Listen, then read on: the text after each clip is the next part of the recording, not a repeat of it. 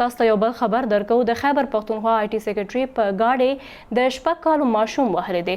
د ګاډي ټکر له وجې ماشوم مړ شوی دی. پولیس د آی ټي سیکرټري خلاف مقدمه هم درج کړې ده. د خیبر پختونخوا آی ټي سیکرټري په ګاډي د 6 کالو ماشوم وهلی دی. د ګاډي ټکر له وجې ماشوم مړ شوی دی. پولیس د آی ټي سیکرټري خلاف مقدمه هم درج کړې ده.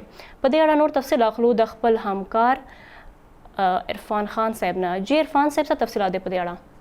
جی بالکل دا پرونه دغه واقعیا مخې ته راغلی و کوم چې زموږ د خیبر پختونخوا آی ټي بورډ سیکرټري د مختار صاحب خپل ګاډي ډرایو کوو چلاو او د پیښور یونیورسيټي ټاون کې یو 15 کلنه شپږ کلنه ماشوم روډ کراس کوو نو هغه د ګاډي په رفتار په ضد کې راغلی او هغه ډېر زیات شدید زخمی وو.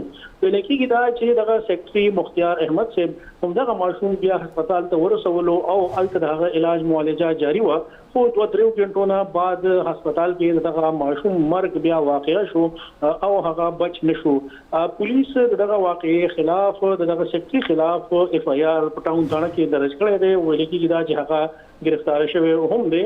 خو اوس پورې چې کوم اطلاعات مخې ته راځي نو ویل کېږي دا چې سیکرټري مختار په خپل باندې دغه واقعیا مخې ته شوی و، هغه د خپل غلطي تسلیم کړی و او په خپل هغه د پولیس سټیشن ته تلو او هغه ویلو چې دغه ماشوم د ګاډي نه لګیدلې دی او بیا هغه علاج لپاره هسپتال ته راوستل دی.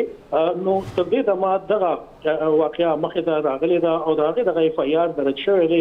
بیا چې کوم عدالتي کاروایی د عدالت کې پیش کیږي نو هغه کاروایی به بیا د بیا بعد مزید کیږي.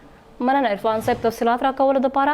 د خیبر پختونخوا آی ټي سیکرټري په ګاډي د 6 کالو ماشوم وهلی دی. د ګاډي ټکر له وجې ماشوم مړ شوی دی.